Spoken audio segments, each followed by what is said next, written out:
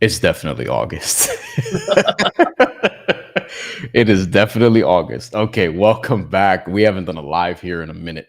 I think, well, that's not true. We did one last week because of the Major League Baseball trade deadline. But before that, we hadn't done a live here in a minute. Joe Dellera, friend of the program, the channel, the show, whatever you want to call this, is back.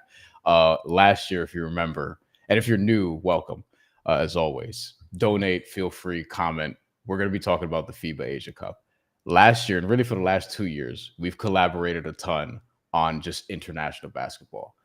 The 2 years ago, we had the World Cup. Last year was the Olympics. This year's the Continental Cup. So I don't feel like as many people, Joe, are going to be locked in, but we're going to be locked in. We'll talk about the Asia Cup. Afrobasket is coming up. The America Cup is coming up. And obviously, everyone's going to talk about Eurobasket because the NBA players are all going to play. But I, I don't play. Like FIBA, I'm doing all this stuff. Okay. We're doing all of it. Joe, welcome. You also you are Asian. So Yeah, confirmed half. So for people who don't know, so maybe you have a rooting interest in this, but this should be a fun tournament. yeah, I mean, look, I'm South Korean, so I will try to keep my biases out of here. I'm not expecting big things from the South Korean national team, but on the same time, at least they have a national team, so it is nice to see. Hopefully, we can root for them, but at the end of the day, I think I'm going to be rooting for and have an interest in financially a different Japanese, a different Asian. That was a little spoiler alert, but a different Asian country for this tournament. So it's always fun to be on here. I'm glad to be on here with you, Brian. And look, if we mispronounce something, you can blame me. Listen. A lot of people here in the Western world are not even going to make that effort. Okay, I'm letting you know right now. But we're sickos. We love basketball.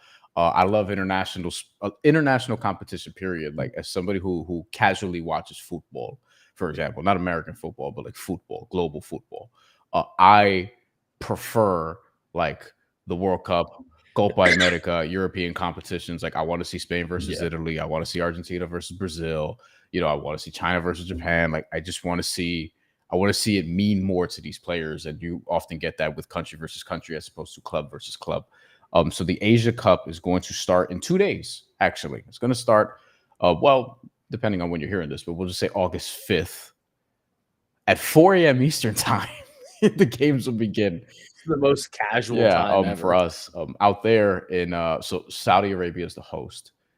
Right now it's overnight in Saudi Arabia at the time we're doing this live, but in other parts of Asia it will be like 10 a.m 11 a.m depending on where you're at. Australia as well, who's in this. People might not know, but Australia and New Zealand, because Oceania compete in the Asia Cup now. They got folded in because otherwise you would just have Australia and New Zealand playing each other over and over here. Just endlessly. Which was happening. So we have it. Okay. We're going to share screen and we're going to get into all these different things. Joe, I guess we'll start with roster. We'll look at some rosters because a lot of people don't know how to find this shit. Essentially is. It's so hard, honestly. I mean, like there's not a lot of good resources for it. And I think that's part of the reason why you want to listen to us talk about it, because there's so much bad information. There's so much like delayed information. It's not the best. Like we're trying to keep up with it the best we can, but you've got Brian and I that at least know where to look. And I feel like that's half the battle in and of itself. For example, we'll start here. Australia is the favorite. And actually, you know what? Let's lay out the tournament first. Let's lay out the actual tournament first. Yeah, and some of the rules are different too. For our NBA, we'll do it this way. We'll lay out the actual tournament, and then we'll go through some of the rosters, and then at the end we'll do some analysis, offer some predictions, things of that nature. But believe it or not, Wikipedia, which got some of us through college, is the best, or before ChatGPT. Not the best source, but is probably the most organized in terms of the layout and for this tournament. As you can see, the squads are not yet available because not all of the rosters have yet been announced. Although a lot of the key ones we'll get to that in a little bit. But for the Asia Cup, so if you do find a Wikipedia article because you're curious about the information, here's what you're going to see. This is the seeding. So essentially, this POS, this means position, And this is, as it says here, actually, I was literally going to say it, but this is where everyone is ranked in terms of the FIBA rankings. So the highest ranked team from all of these teams competing in the Asia Cup is Australia, and then Japan, and then New Zealand. Saudi Arabia is a host because they get a pot, so they get a pot one spot, but that actually might come back to bite them. We'll see why. This is how it looks. Iraq is in pot 4. They're the lowest ranked, number 92 out of all the teams, 92 in the world out of all the teams that are competing, but doesn't mean you can't get out of the group. This is a 16 team tournament, and eventually we'll get to a knockout stage, and then like any other FIBA tournament, you have your gold medal, your silver medal, your bronze medal, and then beyond that, you also have just whoever finishes in 4th place and loses at the semifinal game. Group A is Qatar. I believe Qatar is the proper way to say it, but I don't sound good saying it. It's just I'm just gonna say Qatar, bro. We're gonna cutter that out of here, you know. Cutters because cutter, you know what I mean. Cutter is also some like we use cutters to like dice up pizza and shit. You know, it just doesn't sound great. But Qatar, Australia, South Korea, your guys, and Lebanon. South Korea could get out of that group, but we'll see. Top 3 teams will advance. The 4th team will be eliminated. Group B, Guam doesn't have a lot of history in this tournament. Shout out to them for qualifying. Salute to Guam. Japan, Syria, and Iran. This is a hell of a group. Japan and Iran we'll talk about. Group C, China, Jordan, India, and Saudi Arabia is the host, and they have a tough hill to climb from there. And then over here, Chinese Taipei, Taiwan, New Zealand, Iraq, and the Philippines. And the way it works is the top 4 group winners actually get a bye to the quarterfinals. So the top 3 advance for each group. This is different than some of the other competitions. And what you'll see is everyone who's 2nd and 3rd, they'll be in this sort of first round before the quarterfinals. And then all the number 1 seeds will be in the quarterfinals with a shot to the semis and the finals. What stands out to you most, Joe, when you look at these groups? Who do you have your eyes on? Things of that nature. Honestly, the group that the team that I wanted to target, like looking at the tournament, was Japan. I think Japan has like a really good path towards not only advancing but winning the group, getting that bye. I like the group that they kind of settled in, where we're looking at Guam, Iran, and Syria. Like looking at this, I think Japan is I think that they're at least like a top 2, if not a top 3 team in this entire kind of tournament. So I like the fact they're not in Australia's group. I think it's a good opportunity for them. Also, I think looking at it, when you look at the way that the rules kind of are, you have a lot of room to kind of lose a game if you have to. Like, it's not the end of the world if you drop a game. It is the end of the world if you drop 2. Like, that's not an ideal situation. Yeah, you'll have a bad matchup if that's the case. Yeah, like I don't think that Japan is going to be seeing that in this group. Like, they should be able to easily take care of Guam and Syria. And then obviously you have a little bit of a tougher matchup with Iran, but they're a team that I think Japan can beat. So I like Japan, and we'll probably talk about that a little bit more. What stood out to you looking at these groups? Was there a group that you were kind of drawn to from an exciting, like from a matchup perspective? You're like, I'm excited to watch these teams in this group play. A lot of these groups are going to come down to key matchups. So in Group A, for example, you have in the middle.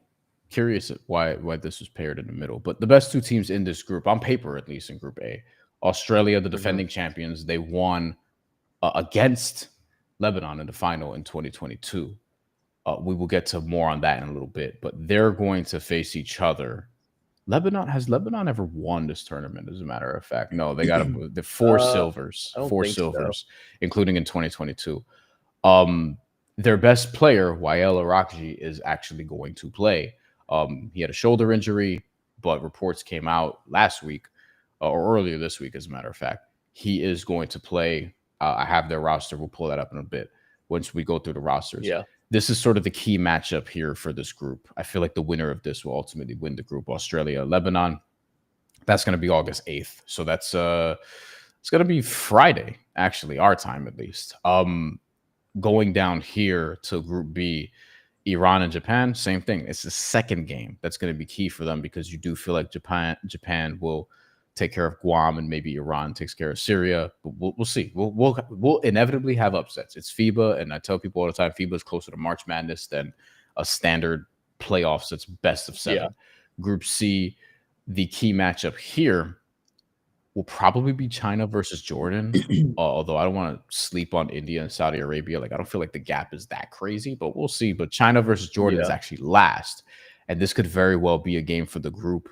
Whereas India and Saudi Arabia could be a game for whoever. Like, this might be a loser leaves town match, so to speak. And the loser may just be out of the tournament entirely. And then in Group B, it's New Zealand and the Philippines. And they play each other second. So a lot of the key matchups seem to be second in these groups, which I find interesting because usually FIBA, not intentionally maybe, but they'll put some of the other matchups like last that they know will have like a certain amount of meeting. But I think a lot of this will come down to the second game for some of these groups. Yeah, I do think it's notable, and I'm wondering what your thoughts on it are because I think it's changed now, right? Like this used to be a tournament that was part of the qualifying process for the World Cup or the Olympics, and now it's not anymore. Mm-hmm. Yeah, so it used to be, and now it's not. So I do wonder, like I think Australia is not sending out like their A squad here. This is not the squad that we would see in the Olympics, at least, and we'll talk about the roster a little bit more. But do you think that because it's not as much of a like it's not a qualifying event, do you think that some of these teams might take it like a little bit less seriously where, they're like, this is good exposure for these guys. These are basically like we want to bring home some hardware, but at the same time, it's not like the end of the world if we lose this, like where this is a great opportunity for us to try to make the Olympics. Guys who are playing in the tournament will obviously take it very seriously. It's just a matter of who shows up. It's the same thing with that we'll see with Afrobasket, more so with the AmeriCup and Eurobasket. Probably the AmeriCup more so because it looks like Eurobasket, we're actually going to have some of the heavy hitters. Like Nikola Jokic was on the preliminary roster for Serbia, for example. It seems like he's going to play. Giannis has said he plans on playing. We're expecting to see Luka Doncic, Kristaps Porzingis, even and even lesser NBA players like Pelle Larsson for Sweden, for example, or Gershon Yabusele for France.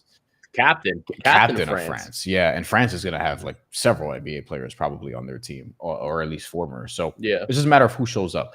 I think with this, like Australia is not going to send their best. New Zealand is not even like their best guys aren't necessarily competing, and I do wonder if that is because of, as you said, like for example, the AmeriCup in 2015. This was like one of the more surprising outcomes, but Venezuela won the whole thing, and as a result of that, they ended up getting an automatic bid to the Olympics, and they played in the Olympics in 2016. And as a matter of fact, from the AmeriCup championship in 2015. Venezuela and Argentina, because they were in the top 2 spots, they both got into the Olympics because whoever made it to the championship game got there. And then the next 3 teams that finished in the top 5 were in qualifying tournaments: Canada, Mexico, Puerto Rico, none of whom made it to the Olympics in 2016 for basketball. But so it's really just you're playing for the Continental Cup. So it means something. It doesn't mean you're getting an Olympic spot, but I don't know. I would want to care about that. You know what I mean? Like, I think no, I do. I think it's important. I meant more from like a organizational perspective, where if they're like, if the country itself or like whatever the team is basically saying like, hey, like it would be awesome if you could make it, but like if you can't make it, it's not the end of the world here because it's not like a qualifying tournament where, like I think we've seen in some other ones where, when team or like when countries are already in or they've already qualified, then sometimes they don't care about the other tournaments like as much. Like if somebody's like kind of borderline, it's like, oh, they're trying to nurse an injury, they're trying to recover, they're trying to do this, trying to do that, then maybe they don't show up for that tournament. So, but here it is a good opportunity. I feel like the Asia Cup, these are a lot of teams outside of Australia that like kind of get their shit kicked in when they play in like the World Cup or the Olympic stage. It's like if they even make it. So it's a really interesting dynamic here where there's a lot of these teams you really never see outside of like this context. I mean, like the Philippines, we saw them in the Olympics the one year, but it was or the World Cup, because Jordan Clarkson just was balling out like the entire time, but it's because they were the host country. So it's definitely a little bit of more of a interesting dynamic in I think now, given the fact that it's not a qualifier. But ultimately, hopefully a lot of the really good players show up. We are getting some. Okay, let's look at some rosters. Let's look at Australia first, because they are the defending champions. Dyson Daniels' brother, if you're familiar with Dyson Daniels from the NBA, who's like 17 years old. He's a draft prospect. 17. Yeah, he's a draft prospect for next year. Okay. And some people think he might be better than Dyson. We'll see. But Dash Daniels is going to be playing on this squad. The Boomers, here you see Dash Daniels here, courtesy of ESPN. This might be ESPN Australia. He literally looks like a child. Like, which I mean, like he is, but it's also kind other of familiar names. Xavier Cooks is going to be on this team. Xavier Cooks, probably a name that some of you are familiar with. Jalen Galloway, you see here. Will Magny, also, he had a cup of coffee in, God, was it Summer League or was it the actual NBA? I don't remember. Jack McVie, who plays in the NBL. Jack White, who also has played in the NBL. Like, this is a good team, but obviously, it's not a team Australia would send to the World Cup or the Olympics. Well coached, yeah, though. right. Yeah. And look, they're favored to win the whole thing with this team. We'll get to that soon too. Yeah. New Zealand. Let's see here. We have. I don't think we have the Websters. I don't think we have the Websters in this. From my poll, I pulled it too. No, I we don't see the Websters. We don't have the Websters. We don't have Isaiah Leafa, but we do have Mojave King, who was on Exhibit 10 with, was it the Lakers? Let me see.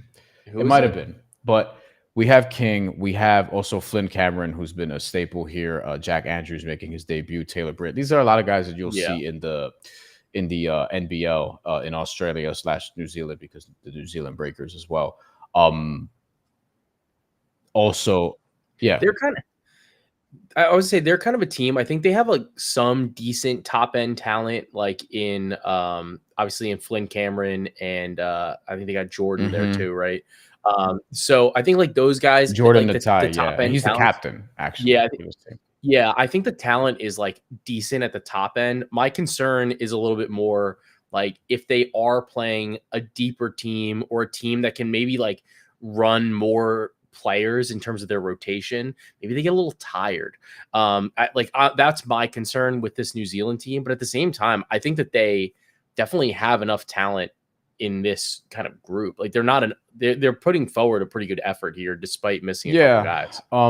And their group, I mean, I don't think they'll have a problem advancing. I don't know if they're going to win the group, because the Filipino roster is actually like a real interesting one. Let's actually get to that next, since they're in the same group. But in the Philippines, familiar faces, which is always a good thing in FIBA basketball. The main one for me, and here's your final 12. Justin Brownlee is playing. Justin Brownlee is not gonna he's one of the guys in this tournament who, like, I mean, I don't know if he'll win MVP, but he's somebody that I would look at in maybe conversations. Yeah, I mean, he has put up some monster games too. Seriously. Like he played when they played New Zealand in November, he put up, this is a deep cut for the people listening here, but he put up 26, 11, and 4 in 37 minutes in a win. Like they won that game. So that's a big game. Like, I mean, that game they won 93-89 over New Zealand, and that was with the Websters were playing in that game. Yeah, the only thing with Brownlee is he's 37, but he's still a damn good player. Scotty Thompson's here, CJ Perez is here, Carl Tamayo. I mean, like, you have some legitimate players here at Dwight Ramos as well. You have some legitimate, like, I think this team can legitimately win their group. Philippines is good. I always feel like they're going to be I'm always a little bit higher on them than consensus. Like even in the World Cup, like their group was tough in 2024. They Yeah. had a Dominican Republic in their group, for example.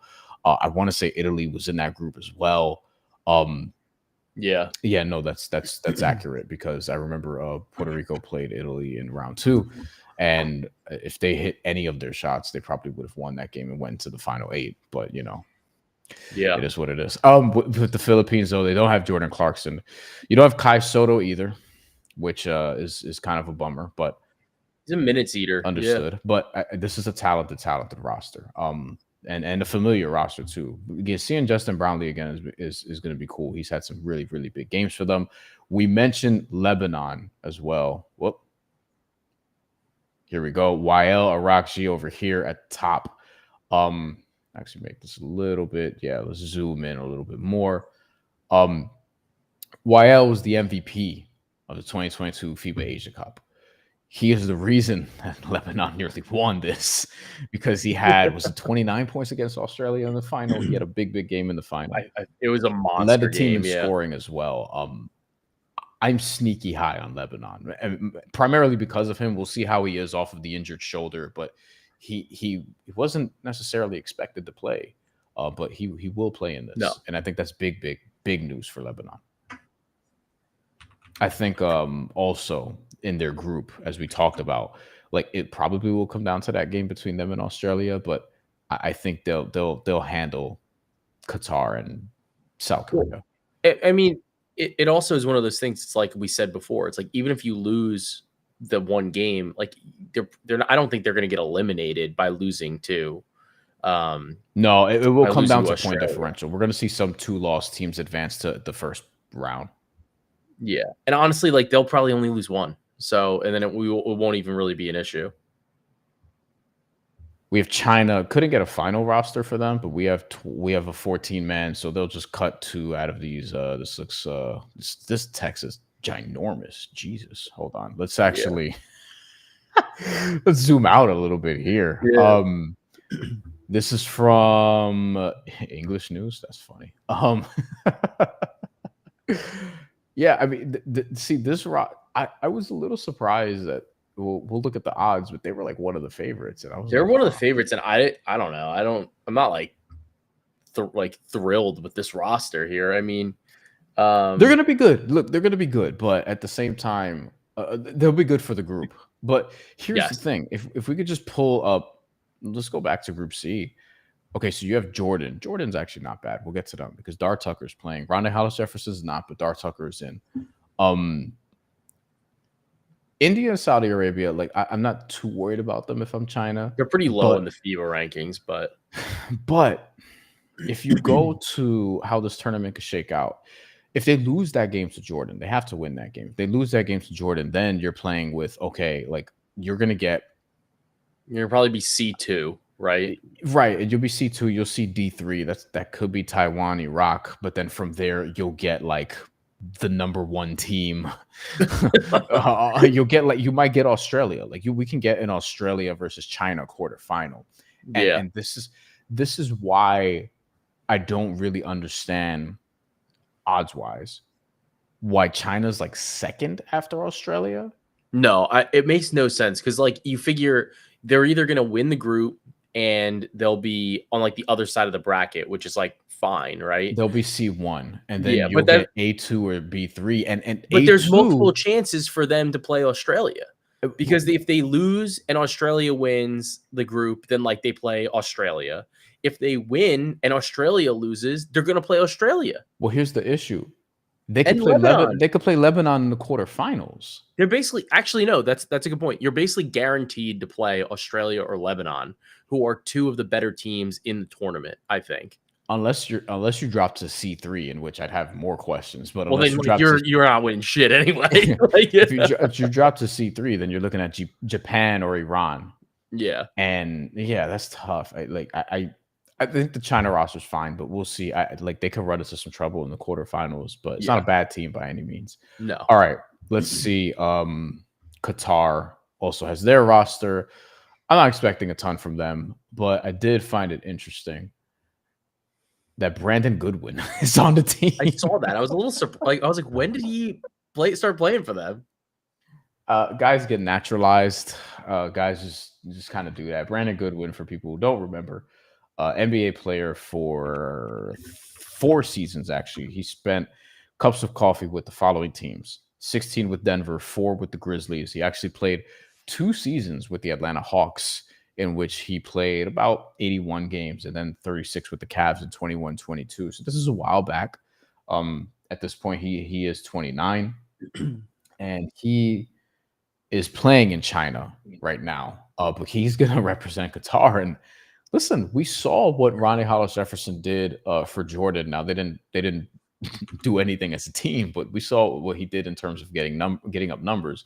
But that was in the World Cup. That's a steeper field. Here, like this is where Group A gets interesting, because Brandon Goodwin, can he carry them to actually upsetting a Lebanon or an Australia is going to be the question. That's also not great for South Korea, who's not going to have somebody as good as Brandon Goodwin in all likelihood. I mean, dude, he's been balling in like last year's international games. 31 minutes, 24.9 points per game, 5.9 rebounds, and 7.7 assists. Those are some gaudy numbers, honestly. And he's doing it in about 30 minutes a game too. So like, there's gonna be a game where people are like, holy shit. Like, no, seriously. Like, he put up a monster.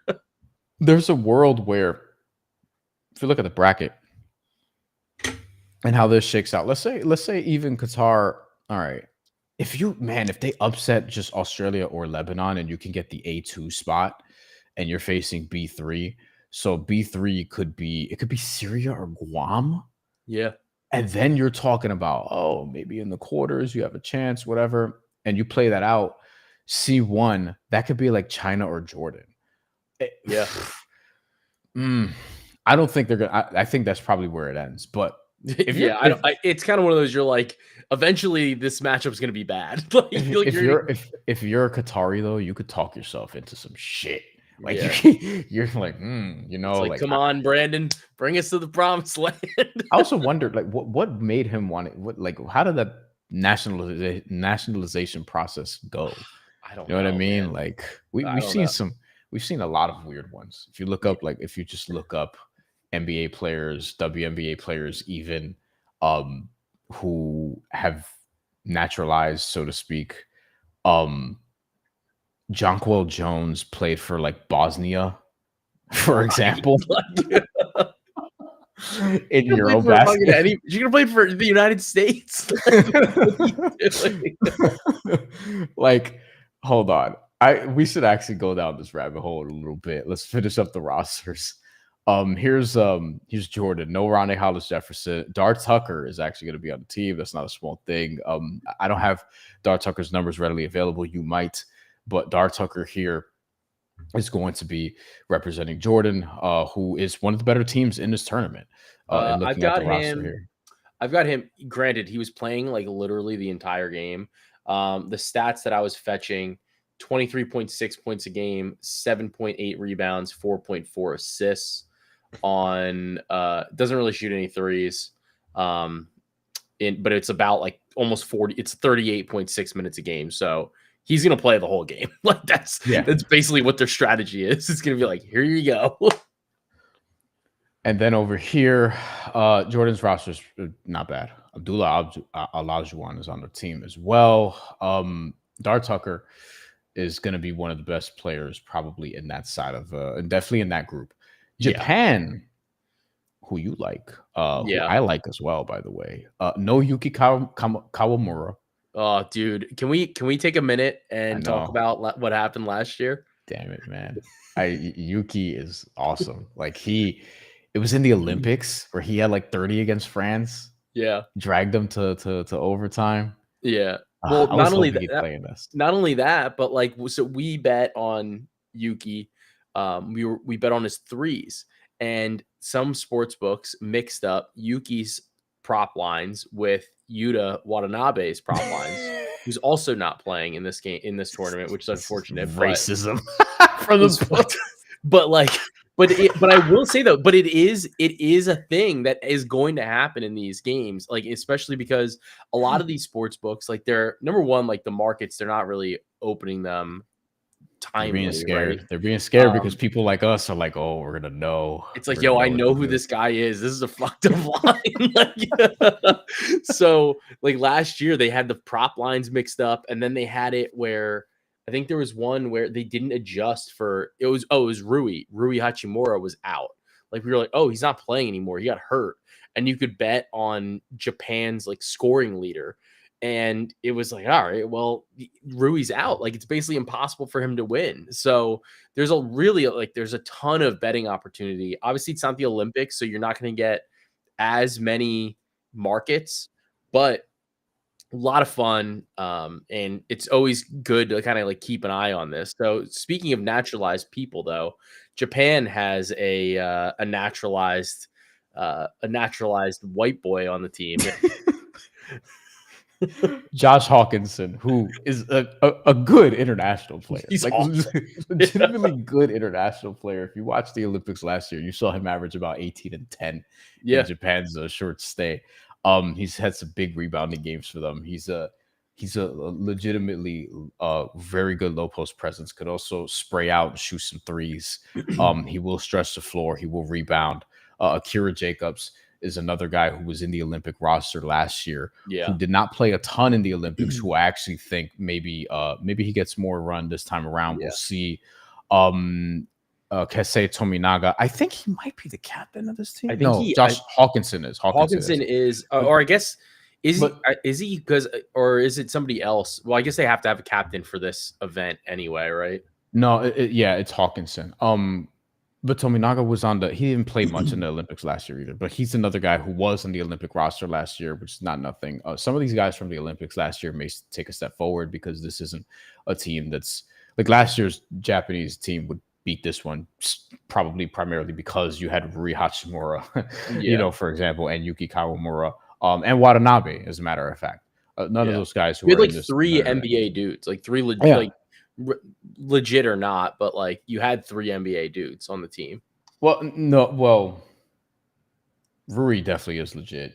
Yeah, Yuta was like a functional player for a while, and Yuki, like he's been sniffing around. He's played in the NBA though. He's an NBA player. I think honestly, his issue is that he's just small. Like he's just a smaller player. Like, but if he was a couple inches taller, he would be unbelievable. Like everybody would want him on a roster. Yeah, especially in a 6-man role, legitimately. Yeah. But this is the Japanese team. I think we'll see some guys pop who didn't get a chance to play in the Olympics. I don't want to overstate the importance of some guys like Tominaga, like Jacobs, but I think they'll play more, and we should see them increase in role. I'm looking to see. Yeah, Yoshi is on this roster too. Okay, he's good. So we have Hirotaka Yoshi, who played significant minutes in the Olympics last year. Not a scorer, but is somebody who is going to be primarily there for his defense. We'll see how he sort of shapes into this lineup. And then we also have Tominaga. Tominaga is young too. He's only 24. So like he's somebody that is kind of coming into his own. People might remember because he played at Nebraska, which it's kind of a funny team to be like, oh, you might remember him because who the fuck's watching Nebraska? Hawkinson played, I think, at Washington State. So it's like it sounds funny, but people did probably see him. Like he is legit, but I pulled up his Wikipedia, but he as a senior, you know how many points a game he averaged in the All Japan Championship? 39.8. Like, yeah, so some of these leagues out there, you could put up some numbers if you're like legitimately good. Yudai Baba, also, who I failed to mention, and Kai Tells were a couple other guys who played in the Olympics last year. Although Kai didn't play a ton, Yudai did play in every game. Didn't offer a ton, but again, like I do like this roster though. Like, if correct me if I'm wrong, because I kind of remember this team, right? Japan, one of the things they play pretty fast. They also, if I recall correctly, they shoot a ton of threes, like just a ton of threes. But now I'm like, if you don't have Kawamura, if you don't have Yuta, like you don't have Rui. Rui took 7 threes a game in the Olympics. If you don't have Rui, Tominaga shoots a ton of threes. Hawkinson can shoot threes. Like, do you think that there was going to be maybe a stylistic change, or do you think that they might like try to still lean into this 3-point math? Realistically, it's a math game. Yeah. When you get there, like it feels like it's a coaching decision to shoot a ton of threes. Yeah, I think it's just a philosophy thing. Yeah. Yuki Togashi is also going to shoot threes, like Yeah. considerably, more than likely. Yeah. I think, yeah, you have guys that can space. Like you have a lot of guys here that are going to try to space, and I think it's going to be smart because if in given like their group matchup, so you have like Iran is a pretty big, like clunky team, honestly. Yeah, let's actually pull up their roster right now because that's the main competition on the other side. It's going to be a Japan versus Iran group. So here's their squad. They don't have the cool social media posts. You could leave a comment if you want. You could also do it here on this video. We've gotten a couple of betting questions that Joe's already answered, but we can get to some more. We have for Iran, this is the team. And to be honest with you, Japan's roster is better. Yeah. So we will see. Iran, though, like I think with Guam and Syria, like you're comfortable. With Japan, like we've talked about Japan in terms of the speed, the shooting, the willingness to really push the pace, the willingness to create space. Also, like they're gonna have multiple guys who are comfortable in one-on-one matchups as well. Yeah. So that's the other piece of it. All right, let's get to the betting portion of this. We have not many books available, but now we're going to make some predictions. The GOAT book, who does not sponsor this, but they tend to have these freaking things. 365. Now, this gives you an idea of what the books think / the public in terms of who should be favored, who shouldn't, whatever. Australia, as mentioned, is the favorite. Second, and Australia for the audio people, -120 Australia to win this entire tournament. Perhaps overvalued, but also they could win this whole thing again. If you're looking at alternatives, Lebanon, who's in their group, is +550, which confuses me, Joe. I'm not going to lie. Like two teams in the same group at the top here. It doesn't make any sense. It just doesn't make any sense. And I understand wanting to put Australia where they're at. I can't get to this number like at all because you just have to assume it's an extra game no matter what. Like if you're playing, and that also means that you think they basically are saying that they think that Australia is so good that they're like the odds-on favorite. They're going to beat Lebanon, right? That means Lebanon has to play an extra game. Right. It's like that's the thing that I think is crazy. Yeah, like, it doesn't make sense. You have China here, China, Japan. I might flip those two, but listen, I don't want no smoke with China, at all. But I do think that's slang, by the way, for people who don't pick that up. Japan, I could see Japan in the final. New Zealand, New Zealand's a team New Zealand and Philippines are teams that I always like more than consensus, but they don't be getting to the final as much as I would like.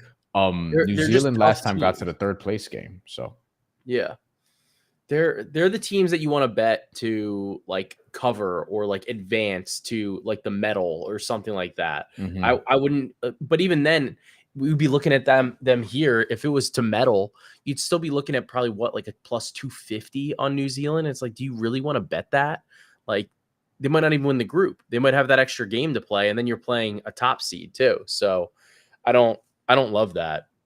I think from a betting perspective, the Japan line is bonkers to me. I think 9-1 is a great bet on Japan. Yeah, I love that. I love that line. I think it's kind of crazy, to be honest with you. Yeah, that's kind of the one that it jumped out to you, and when you flagged it, it jumped out to me also because especially now that we went through the roster, I'm like, yo, Japan is bringing back dudes with Olympic experience, who played well in the Olympics. I love the fact that Hawkinson is playing because Hawkinson is a real dude. Like, he's a guy who can win MVP of this tournament. If Japan can get to the gold medal game, like, Hawkinson will probably be in MVP conversations, more so than anybody else on his team. He's a double-double threat. He's a guy that can shoot. He's one of the better players in this tournament, absolutely. And it's surprising to me that they're plus 900. New Zealand, I don't know if they have like the top end guys, so to speak, but I love like their potential, I would say, just because of like the way the bracket can break for them, so to speak. Yeah. Philippines as well. But to me, there are, I would say, 7 teams really who can win this tournament, which is a lot.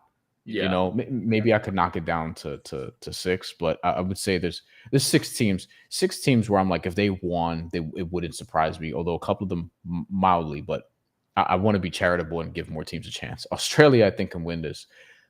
Lebanon, even though you and I think it's counterintuitive to put them second favorite, I still think they're good enough because YL is playing.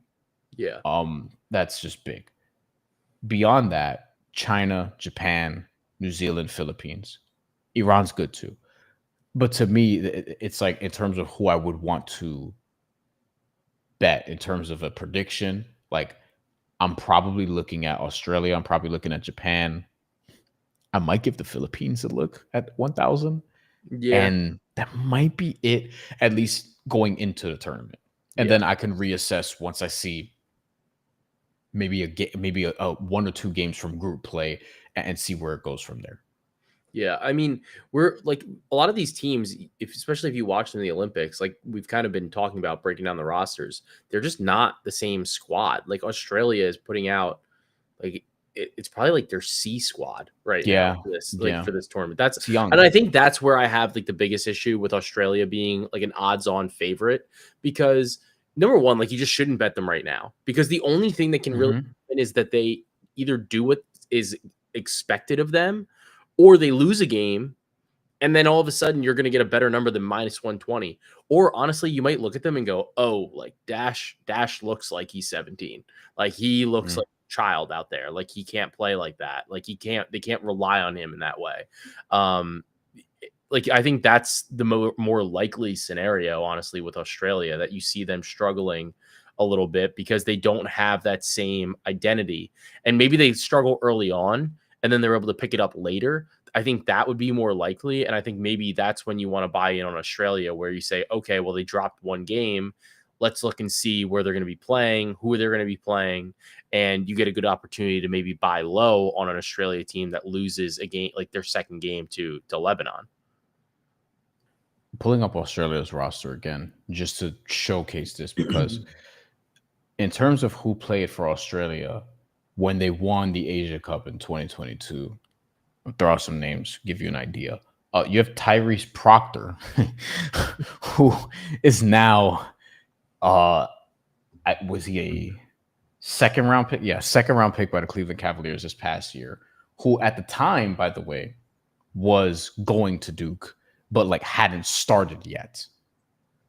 He was 18 years old. You know, he was the young guy on that team.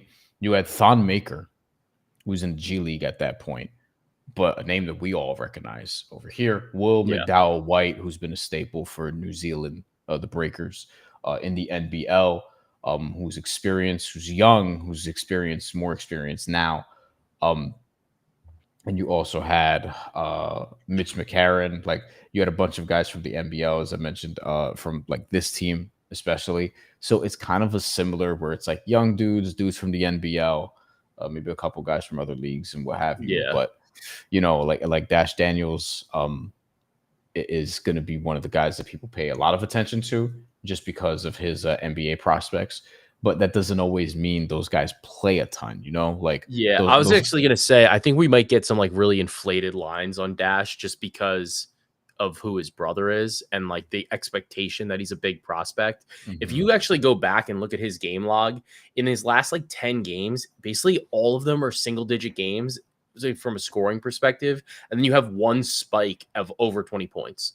So like for me, I'd be looking at grabbing some unders on him. I think he's good at all the things that Dyson is like also kind of good at, like quick hands, super athletic, good in transition, good at stealing the basketball. But at the same time, I wouldn't be super like excited to bet overs on his points totals in these games.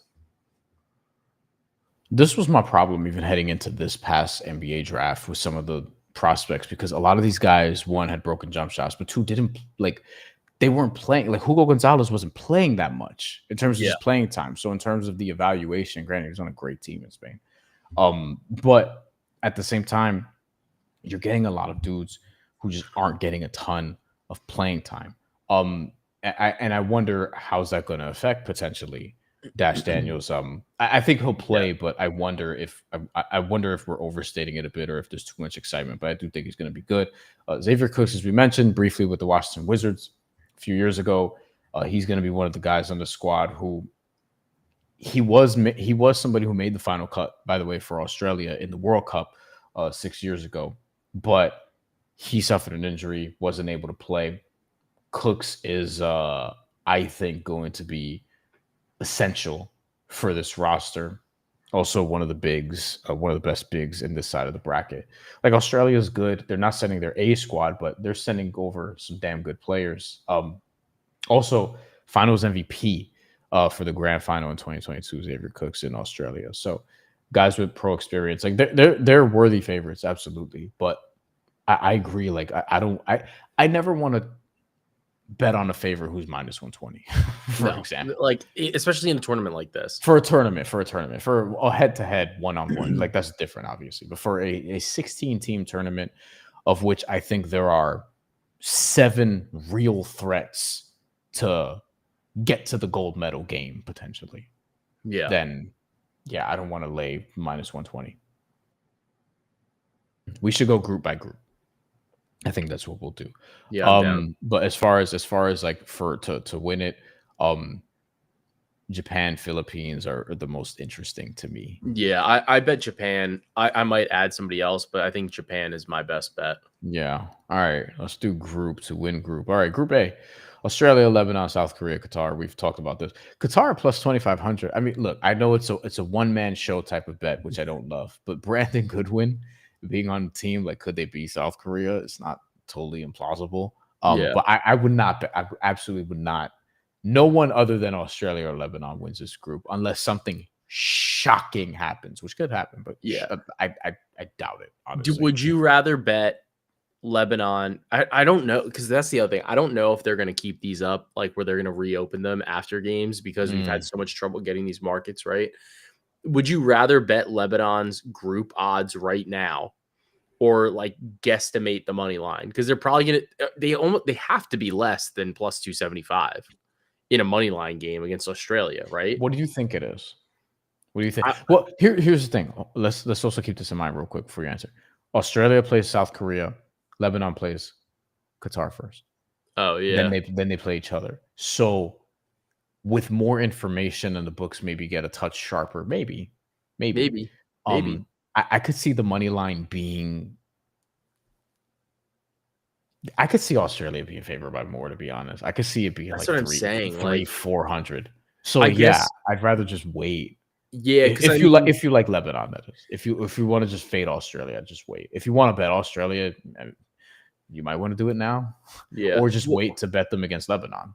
Yeah, because I mean, I feel like Lebanon's gonna beat Qatar, like probably pretty handily, right? Like it shouldn't be like that difficult. But the South Korea game is, in theory, the second most difficult game for Australia in that group. So sure, it's possible they lose. I don't think they will, but like I guess it's higher probability than Lebanon losing in that game. Yeah, and for people who don't understand betting, like I use it as a method to like give you predictions and also give you what the actual favorites are according to books, markets, bettors, etc. Like it's a useful tool, even if you think it's like degenerate activity, so to speak. Because some of these countries, they might, might not want to. Philosophically, it might just not jive with them, which I get, but it's just a method to the madness, so to speak. Okay, but Group A, we're in agreement. Like this is just wait it out. And in terms of who I think is going to win the group, it's a 2-man race, but I would still lean Australia, all things considered. But if YL looks amazing in the first game, no shoulder problem, no nothing. Yeah, like I'd be interested at least in betting a money line here or there, or cover for game 2. Yeah. of Australia just looks awesome at the start, though. But we'll see. We'll see. Also, some of this will be impacted by like if does Jordan Goodwin make it close against Lebanon in game one, then Australia all of a Yeah. sudden it's like -10 for game two. Group B. Japan, Iran. I think this Japan line is dumb. Like again, You think it should what would you put this at? I just think that you have to bet them. Like honestly, like I think the -125 is a spot that I'd want. Like I don't like even looking at the FIBA rankings, right? Like I know that Iran is like kind of like they're closer at least in terms of the Asia rankings. But I just think that Japan is better. I think that they're a team that stylistically matches up pretty well with Iran. Obviously, Iran could just keep pummeling them in the paint, but Japan is a team that is going to space you out. They're going to shoot a ton of threes. I don't know. Can they keep So pummeling them in the paint with Hawkinson there? Maybe not. I mean, we've seen Hawkinson play all right, like as a primary big in a variety of different settings. So I don't know. I think this is a good spot for Japan. I'm not worried. The thing is, I'm not worried about any of the other teams in this group, like at all. Like I don't think Syria or Guam are going to win. So I think that this line you're looking at, like I think Japan's going to be favored by more than. I think it's going to be more than -125. I think it's going to be like -150, -160 in that game against Iran.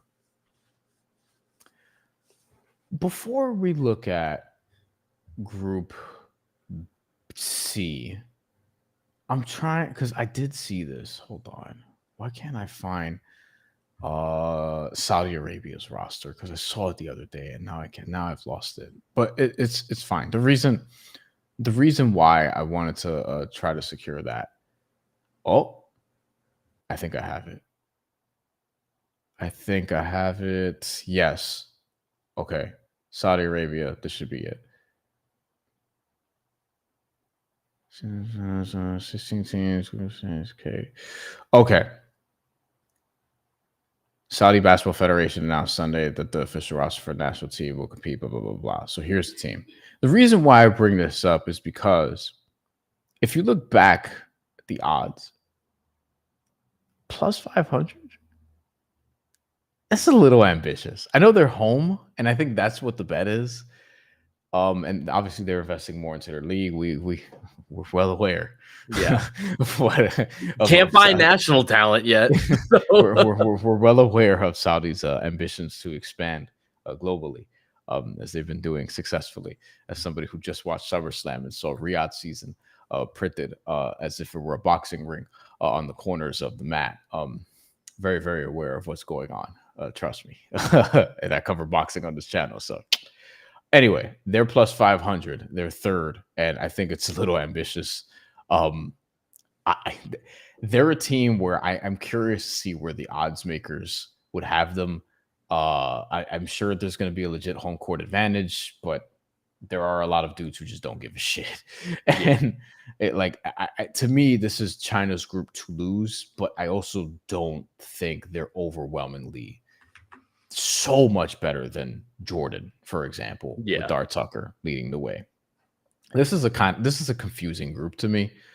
India plus 2,500. I don't think they could win the group. I also think plus 2,500 is a bit disrespectful, and I could see India getting into the second round. I know Saudi, like they badly want to get far into this tournament. I'm sure at least the quarterfinals, which would do wonders for them. We'll see. We will see. You have any thoughts on this group? Yeah, I mean, not so much on the group. I think China should win, but at the same time, I'm actually not interested. I'm just not interested in betting them. I think that there is enough like variables in the other teams and enough talent in the other teams that the numbers just. I think that the numbers in this group should be closer. I feel like groups B and C should be like somewhere in between of where they are. Also, just from kind of what you were talking about Saudi. I try not to butcher it, but Mohammed Al-Sulwala, I'm going to butcher it anyway. I can't even say it. Anyway, he's played great for them. Averaged in the last tournament he was like 13-12 in the qualifiers. So definitely somebody that can really put up some numbers in a variety of different spots. back in 2023, averaged 19 and 13 in the FIBA Olympic pre-qualifying tournament. So he's going to be somebody that you're looking at for double doubles. He's somebody that can kind of dominate on the interior. And I think that that's something that kind of always works as like a fail safe for some of these teams, which is like throw it in the paint, give it to the big guy and let him go do some work. So I think that this is a good opportunity for him here for the Saudi team. So I'd probably be looking at him for, for a couple bets there for probably PR or, double. Muhammad Al-Suwalim, yeah, rebounding machine. So for his career, representing Saudi Arabia, averages 15 and 10, essentially 15 and 11, as a matter of fact. It's really 10.7 rebounds. He's been a staple on a national team since 2018. Saudi, by the way, has played in, because I was curious about their history. They do have a bronze medal, but this is from the late 90s in the Asia Cup. They've competed in a bunch. They've never made a World Cup or an Olympics yet. Obviously, they would love to. And they will try to. I think with China, this is their group to lose, but it wouldn't stun me at all if Jordan beat them, for example. And if Saudi were to do it, then that is going to be an interesting atmosphere to observe. Because anytime the home team could pull off an upset, hey, like with the Puerto Rican national team, they were playing Lithuania. Lithuania was a decent sized favorite in the finals of Olympic qualifiers. Puerto Rico took them out straight up.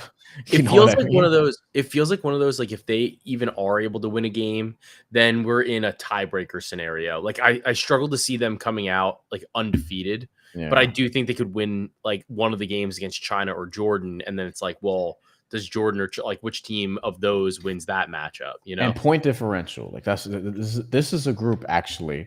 This is a group where the group winner could be 2-1. And the second place team could be 2-1, and it could come down to previous matchup point differential combination of things. Yeah. So that's something to watch out for too. And Group D, I think, is very interesting at the top. Philippines minus 106 is New Zealand plus 130. This is another example where I think you could just see how the matchup works out between New Zealand and Philippines when it comes. Chinese Taipei plus 600, Iraq 4,000.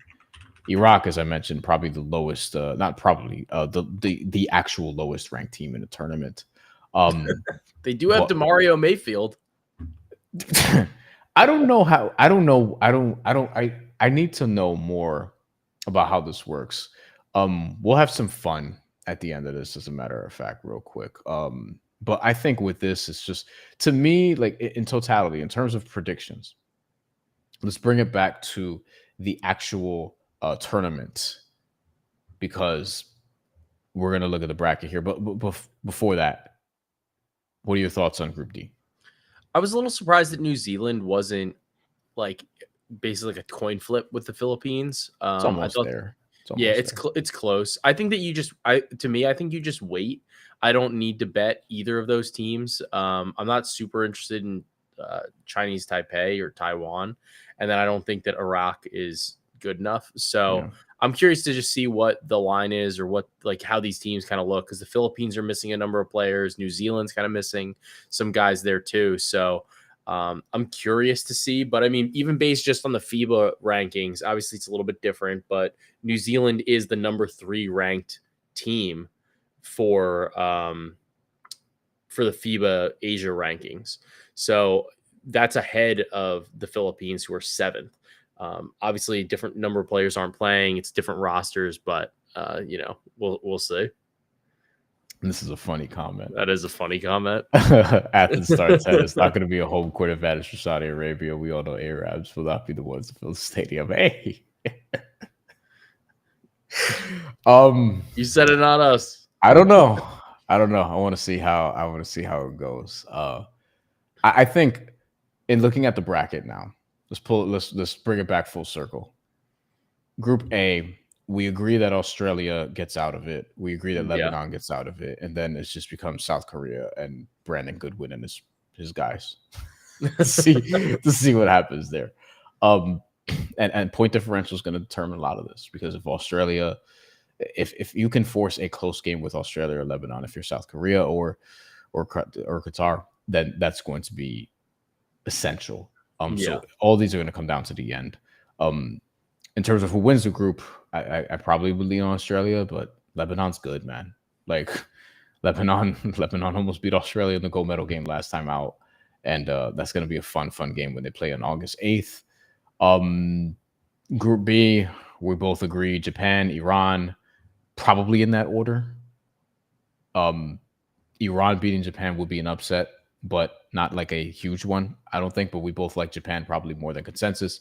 And then Guam or Syria, I mean, good luck to both. We'll see what happens. They need to keep games close with Japan and Iran. Group C, China, we agree we'll get out of it. I guess Jordan and Saudi Arabia, but like, I mean, yeah, this is the most interesting group in terms of scheduling, though, Joe, because you have China and Jordan. Possibly, if they handle business, you could have two 2-0 teams on August 9th playing for the group, and you could also have India and Saudi Arabia playing to see who advances into the next phase. If they're both 0-2, like it can legitimately play out that way if they don't, if neither one pulls off an upset before that. That is true. No, I mean, I do think that is probably one of the more compelling groups in terms of variance. Like what are the odds that something funky could kind of happen? So yeah, I do think that there's a little bit of opportunity there, especially because I think the first games should be easy. Like I think that you can wait to bet into this group specifically because Jordan should take care of India, China should take care of Saudi Arabia, and then should. Gotta see how it's officiated. I'm curious. Yeah, that is true. That is you true. can get influenced by the home crowd, you know. I'd be interested to see that at least, but I do think that they should be able to take care of business there. I see we got a comment about odds to win a medal. I haven't seen those markets yet, so it would be let me know where you're seeing those. Yeah, to answer Hayden, yes is the answer to your question, but like tell us where it's readily available because we're not seeing that, at least where we're at. It's hard for us to scrape everything while they're so slow to come out with this. Gathering information is hard. There's probably not another show, at least here, that's doing this even. To be honest with literally you. just us. Because we're sickos and love basketball. And Group D, New Zealand, Philippines. It's going to be one of those two teams. ED Believer says Philippines home court. I'm sure the Philippines will have plenty of support in Jeddah, which is going to be it's good. Philippines always brings a great crowd to every single sporting event that they have somebody a part of. Hayden says Betano. Oh, that'll do it. Yeah. That's where again? It's like it's not something I'm using right now. Okay. I was like, how can we say this? Hayden, don't get us in trouble, Hayden. Do subscribe if you're watching. Donate, feel free if you'd like. And in terms of the bracket and how this could break, we've talked about it a little bit.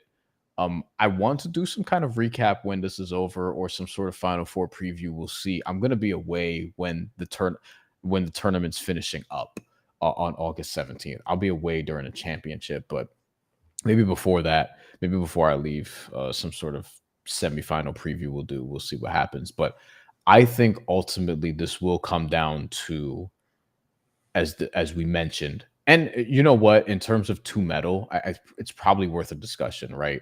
So I talked about winning outright because the medal options are not available, but Australia, I expect to medal.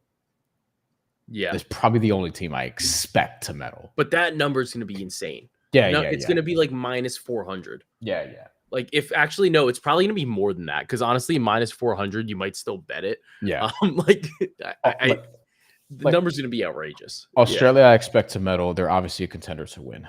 Lebanon can absolutely medal again. They can win. China can medal. They can win. Japan, we both really, really like to medal, possibly win. I think they could be in the gold medal game. I think people are sleeping on New Zealand. I think they can medal. They tend to get pretty far. They did get far in this tournament last time.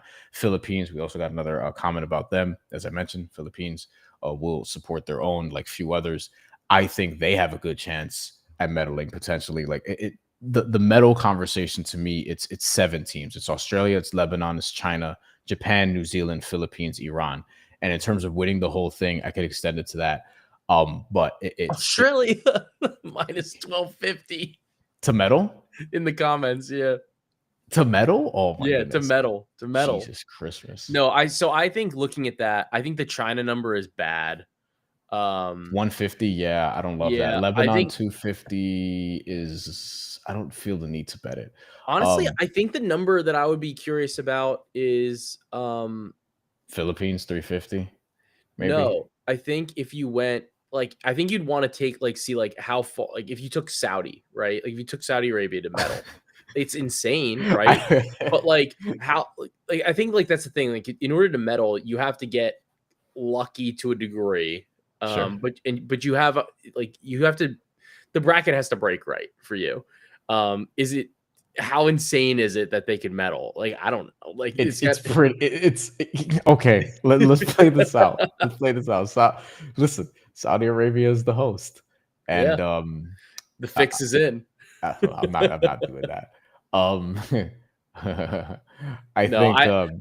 I think you're probably right though. Like I think you have to win just like one too many games to get to that scenario. One, you want them to win group. It's not a must, but you would want them to, and it's like that's hard to see. So let's say you ideally you finish second in group at least. So you're C2.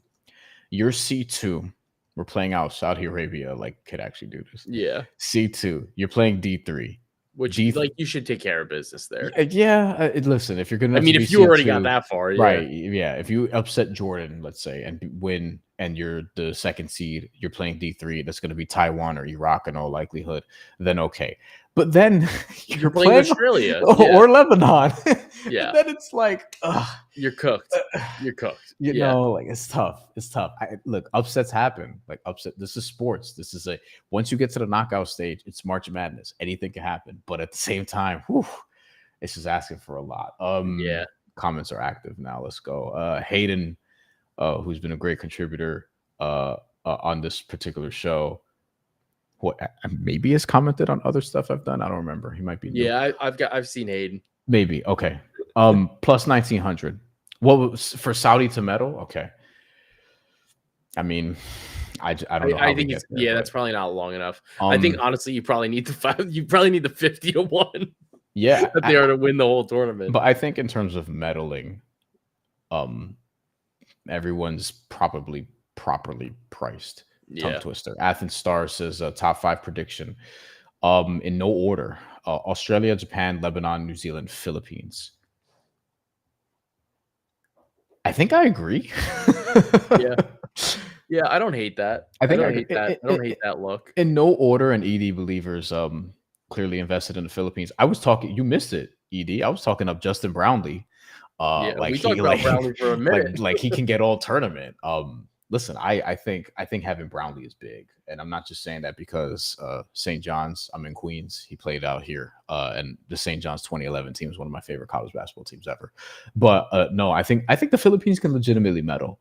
I think they could legitimately medal. If they got to the gold medal game, I'd be like, yeah, they were due for a breakthrough. I do wish that they had Jordan Clarkson and Kai Soto, but I think the Philippines are good. I think Japan is good. Like, if I had to predict the medal stand, I'd like Australia and Japan would be like the two that I'm like, okay, top 2. And then from there, because it's hard with Lebanon because it's like you have Australia in your group, you know, so like that's the problem. Like it's almost like know there's a loss for them or Australia. It's like whoever loses that game just has a tougher road from there. But that's where I'm at. I think a bunch of teams can met. New Zealand we're sleeping on too. Let me actually go back to because we had this. The 2022 Asia Cup, just as a refresher before we get out of here. Something just fell. That's awesome. Somebody said, Hayden said that if you can do that, that's insane. You should be doing that every time. You can parlay a winner and medal. Like you should just put the same team twice. You could parlay a winner and medal. That's funny.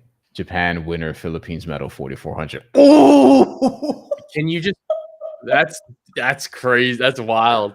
Can you do Japan winner, Japan medal, or does that bounce it there? Sometimes those books mess Japan that one up. Winner, Philippines medal 4,400. You're cutting it real. Actually, I wonder, is that even like the problem is honestly because of the way that the knockout stages work. Like you could just have a situation where it's impossible because they play each other too early. Right? Because I think you've got I'll Japan look. in I'll group. look. Yeah, Japan's in group B, and then the Philippines are in group D. I'll look. So if the Philippines are D, if Japan wins group B and the Got me. Philippines are coming Got me pulling second this in back up D, again. they would play in the quarterfinals So like right away. we're talking about Japan potentially having a pathway to winning it. Yeah. The only way, honestly, the only way that those two teams like don't really play each other is if they both win their Japan and groups, or if they Japan and both come in Philippines. second. Well, then winning their group is not Yeah. inconceivable. They're both favored. No, but that's what You I'm know, saying. like What I'm saying is like you could probably could you just parlay them to each win the group, and then can you add all of it? yeah. Like, you know what I mean? Like, because the only real path is for them to do that, or they Well, both have to come in second. Like they have to yeah. match each other to The way to avoid do it is playing probably each other. for both of them to win the group. Unless you just want the 4,400 and you're like, yes, 4,400, who cares? But No, I'm saying yeah. parlay that Okay, too. do both. Like do like group medal Japan winner is like the only way that you like. That's basically the path So you in order for that to have happen. so if Japan wins their group, they're B1. If Philippines wins their group, they're D2. And then it's like you're good. That's like the perfect outcome if you really want that, for Yes. example. Or if you wanted to do that with even like Yeah. Australia and China, A1, C1, like that's what you want, is ultimately two group winners, to Joe's point. Because then what you're gonna have is if they win their quarterfinal matchup, which is gonna be tough because from there Japan will play like maybe Australia in the semifinals. Philippines could run into China, but like once you start breaking down like this, all these different things, and again, like we need all the rosters to be finalized. But a lot of the big teams do have their rosters finalized, so that's fine. But yeah, I think that's a reasonable way to look at it. And in looking at just how this can break, man, whoever wins Group A, I love how the bracket sort of breaks for them. You know, for Yeah. Australia or Lebanon, and whoever is in second place, it gets a little tough. And looking at 2022, just to bring it back, so this is how it broke last time. In the first playoff round, Japan beat the Philippines handily. Japan did not win their group. Lebanon did. So let's actually go group by group, and then we'll get out of here. Australia, Jordan, Indonesia, who qualified, and Saudi Arabia was here. They didn't have a good time. They should be better this year, but they didn't have a good time. Australia just dominated their group, by the way. They won every game by double digits. Yeah. South Korea won their group. We don't anticipate this will happen this time. But different group. Yeah, but that's the thing too. They beat China. The Chinese team wasn't awesome. And this is the thing. Like, I don't know how this Chinese team is going to perform this time. They beat Taiwan and Bahrain, who go look up the game between Puerto Rico and Bahrain last year from the Olympic qualifiers, because that was a smoke show. Iran beat Japan. Syria was there. Kazakhstan was there. Shout out to Gennady Golovkin. And then Group D, Lebanon, New Zealand, Philippines was down here, and then India. See, this is kind of like the group of death last time. Group D was, because you have Philippines, a good team, finishing third. Japan, Philippines, New Zealand beats the dog shit out of Syria in that first game. Jordan barely beats Taiwan. China here, and then South Korea just in the quarterfinals. New Zealand just beats them by 10. You have Australia, New Zealand, because of course in the semifinals, Jordan versus Lebanon. Lebanon barely wins, and then Lebanon nearly beats Australia here in the final. New Zealand beats Jordan to get the bronze medal. For some reason, I thought that they lost that game a little while ago. So that's where we were at. Athens Star in 2022 Asia Cup. Philippines sent the team with majority cadets because they're the host. In 2022, sent all cadet team because they were a host. 2023, yeah. No, I like their team this year. I think the Philippines could make some noise. I think they'll do better than they did here for sure. That's where I'm at. Yeah. Okay, that's pretty much it. I think I like the 7 teams that I mentioned, and I probably would lean Australia, Japan, maybe, but there's a bunch of teams I think could Yeah. I medal. mean, they're gonna be on the same side of the Maybe bracket, presumably, if they both win the groups. So I think maybe the that winner is of the part that. where I think that's maybe why you have Lebanon. I think that's probably why the odds are the way that they are, right? Because if A2 is then on the other side of the bracket. Like, so regardless, like you'd have to play an extra game, but then you're playing the winner of like you're just playing a weaker side of the Yeah, bracket. I think like C1, D1, I think are weaker side is the yeah, weaker side of the bracket. So I think that's probably why the odds for Lebanon are what they are, figuring Australia and Lebanon yeah. definitely advance, and then they're on opposite sides of the bracket. Like you're forced to be on opposite sides of the bracket after the like in the knockout stage, unless you come in third. All right. So See if we get a question at the buzzer, but those are our thoughts on the Asia Cup. Should be fun. It's gonna run from August 5th till the 17th. And then you have Afrobasket from I think the 12th to the 24th. The America Cup is 22nd to the 31st. And I want to say Eurobasket is 27th until September 14th. If I have that all memorized off the top of my head. uh, Um, so yeah, I think so. I think that's going to be this is going to be a fun run of Continental Cup tournaments. Um, FIBA ain't hiring me for any of this. So, you know what I mean? Maybe they should.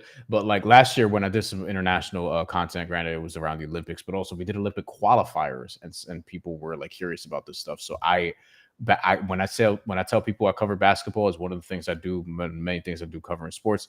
I mean basketball. I just don't mean the NBA. It also extends to international and the WNBA. Not as much college and high school as I once did, but yeah. So ED Believers asked my prediction. I'm going to say that Japan surprises Australia and actually wins it. And I legitimately think the Philippines can medal. I have that feeling, but we'll see. Um, I'm gonna say Japan takes it. We're both gonna say Japan takes it, but Yeah, we both like Japan. I think that we probably see Japan, Australia, in some order. and then like maybe the Philippines. I think New Zealand's pretty good. I think New Zealand could medal here. And maybe Yeah, that's our the top only thing is three. because if Australia and Japan win the group, the loser of the semifinal game would just play for the bronze, which is how you can get like Yeah. Japan versus New Zealand or the Philippines or something like that in the final. Which I think could happen, like Philippines is Yeah. plus 1400. Yeah. I think I think if you were looking for like if you can do it, I think that the bet that would be really interesting and the odds are going to be like really jacked up. Or like I would hope that they would be jacked up because they're not correlated, but like they shouldn't be correlated, but I think they are correlated. Would be Australia to win and Lebanon to medal, because I looked at the bracket. A2 and A3 are both on the Yeah. other side of the bracket. So there is a scenario where they both can just win, like they lose to each other, like Australia beats Lebanon, and then you have it where both teams could advance all the way, and then you have both teams with the ability to medal, with Australia obviously winning then. So that I would be curious to know if you can do it. And then but I also think that the odds might be a little Yeah. like jacked up. Like I don't know if they're gonna work And out some the of way this that I will be want them worked to. out after the first game. All right. We'll Yeah. close it out there. TBD on what we'll do for Afrobasket. The America Cup of preview is absolutely going to happen. I'm Puerto Rican and I'm doing it. And then Yeah. you Yeah, Afrobasket is just not as yeah, it's not as it's just compelling right now. we need rosters, we need more information and also time because I'm going away this weekend and then I'm going away the weekend after. So I'm like just trying to figure it out because it's August. And I also want to put out there tomorrow morning at 11 a.m. Eastern time. we'll be doing a stream on here that is going to be totally different from this, but we'll be explaining the Muhammad Ali Act and the potential boxing takeover that TKO is trying to execute with somebody right here. With somebody Ali right here. with somebody who's an expert on that. So we'll be talking about that in a lot of detail about what's going to happen in boxing, why boxers might lose protections, why the sport could change forever. That's going to be at 11 a.m. tomorrow morning. As far as Afrobasket goes, we'll see. As far as the Asia Cup, like recapping or previewing the semifinals, we'll see. But you'll see Joe again because we'll be doing FIBA stuff. Subscribe to him on his channel. Subscribe to the Cash That podcast as well, and subscribe here if you like what you heard, and even if you didn't. Give a thumbs up. Appreciate it. And we'll talk again soon. See y'all tomorrow morning for a much different conversation. And enjoy the Asia Cup. Starts Tuesday morning at 4 a.m. Eastern time. And perhaps